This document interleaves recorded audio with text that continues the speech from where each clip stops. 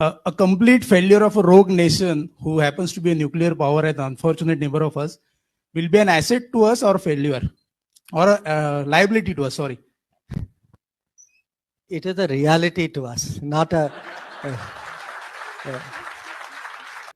Even the journalist asking the question roasts Pakistan. The way S. J. Shankar smiled at the question, oof, half my anxiety issues got resolved then and there only. His words, it's a reality to us. Oh my god, he always takes me by awe. Like I have said in my previous videos too, we should have a compilation of his interviews, conferences, and speeches. His wisdom filled words should be passed on to the future generations to come. Because there's lot to learn from his insightful statements.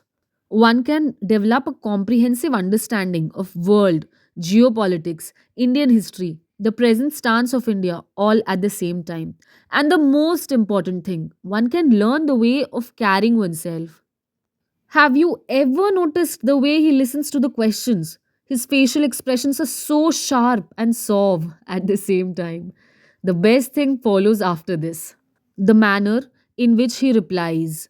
His replies are calm, composed, rational, well carved. Indeed, a man with the potential of creating an impact. Listen to the full video of S. Shankar's savage reply. Then we shall discuss in detail and further analyze his statement as well as Pakistan's situation. I'm asking the question. Sorry, this side. A complete failure of a rogue nation who happens to be a nuclear power and unfortunate neighbor of us will be an asset to us or failure or a liability to us. Sorry. It is a reality to us, not a. You know, say in life you have what you have. You know, I cannot. I think Devendra ji said, like Pandavas could not choose the relatives, we also cannot choose our neighbors. We would naturally hope that good sense prevails, that the practices of the past are not followed. That is our hope. And in diplomacy, it is important to be hopeful. But I would admit to you, it is a hope. Sir पिछले 10-15 दिन से जो पाकिस्तान में घटनाएं हो रही है उसके बारे में हमारी सोच क्या है, और जो हमने इंडस वाटर ट्रीटी के बारे में जो डिसीजन लिया है उसका इम्प्लीकेशन क्या हो सकता है? देखिए, जो पाकिस्तान में जो हो रहा है उसके बारे में मुझे टिप्पणी करना, खासकर पब्लिक में करना, वो उचित नहीं होगा। जो इंडस वाटर्स ट्रीटी जो है, ये आप जानते हैं कि ये ट्रीटी में दोनों देशों के अपने अपने इंडस कमिश्नर्स हैं। ये एक किस्म से ये टेक्निकल मामला है। हमारे जो इंडस कमिश्नर्स जो हैं वो आपस में इस पे बातचीत करेंगे। उसके बाद हमें देखना होगा कि अगले कदम क्या होंगे। Well, we can never choose neighbors, but we can always create one. The Bangladesh Liberation War of 1971 is the living example of it. We created Bangladesh from the erstwhile East Pakistan. Like I always recommend to my viewers, do watch The Children of War. It's a documentary on Bangladesh freedom struggle, very much available on YouTube. You will get to know the brutality of the Pakistani army. And somehow I feel people should know the truth because truth is God. Pakistan army personnels literally raped Bangladeshi women. They used to make them stand in queue and segregate them according to their age. Can you imagine this? Awful, just awful. I haven't seen anything more barbaric than the movie. And by movie, I mean the depiction, the cinematography of the reality and the brutality that Pakistani army personnel did to those women. I remember crying unconsolably while I was watching the movie, and the plight of those women will melt any human's heart. Imagine these women were the citizens of then East Pakistan. They did these heinous acts to their very own citizens. Talking about the current situation in Pakistan, well, I really don't know what to say. Pakistan and India, both got independence in the same year. But look at the havoc difference in the condition of both the countries. There's no comparison at all right now. On one hand, there's Pakistan, a country that's solely focused on terrorism and causing harm to India since its formation. On the other hand, we have our India.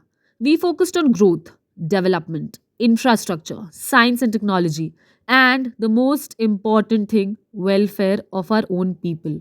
Of course, still now, not everything is in place, but we have come a long way. And this is highly commendable. And that should be our source of motivation for our future growth. Even after having two hostile neighbors, Pakistan and China, we have managed the growth of our country. And like I've said earlier also, I am never saying that everything is in the right place and everything is correct in India. No, this is not the fact. We still have to work on several other factors, but you know what? The best thing is we are working on it. The growth is in progress. India is evolving. A few months back, Pakistani Senator Azam Swati had posted a video on Twitter and pointed out the wealth that Pakistani army generals have accumulated in their tenure. Meanwhile, he literally praised the Indian army general and the truthfulness of Indian army personals. You know, when General Bajwa retired, his accumulated wealth was in billions. He had property in the name of his son, daughter in law, and other relatives, both in Pakistan and outside Pakistan. And what do you think? Where does this wealth come from? It comes from the corruption. Can you imagine? Country's army general, they are corrupted. We cannot even imagine this happening in India. We have great people in our army, and now even our hostile neighbors are acknowledging that. Pakistan actually doesn't even have a proper democratic government. The administration, legislature, everything is very much controlled by the army. I really feel sorry for the common people of Pakistan. Look, in every country there are common people who needs basic standard of living, food to eat and shelter for living. That's it. But the available videos on internet of today's scenario in Pakistan is really heart wrenching. People are fighting for wheat and literally they are killing each other for wheat flour. The other day I was watching the news and I got to know that a man who had six children died while he was standing in a queue waiting for his turn to procure the subsidized wheat. Pakistan's very own self established TTP is attacking them. Every day, Pakistan police personnel and common people get attacked by TTP.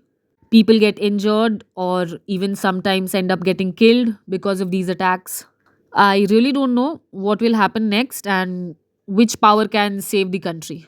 Even on personal basis, we can learn from India and Pakistan. Focusing on personal growth and betterment is always better than creating plots to malign anyone or harming others. Returning to S. J. Shankar's words, I would say that the upcoming policymakers of our country should learn the political, practical, and optimistic approach that S. J. Shankar has in his policy making. Honestly, having a professional diplomat as him, as the external affairs minister, has created an impact. And like I've said in my previous videos, indeed, he's a great diplomat who knows India's interests are not for sale and knows how to make a point with charm. And that's exactly what happens when the right person at right place at right time is there to represent his nation. I love the way he handles the most difficult questions. That too on every issue. You talk to him about China, he'll give you the most savage replies.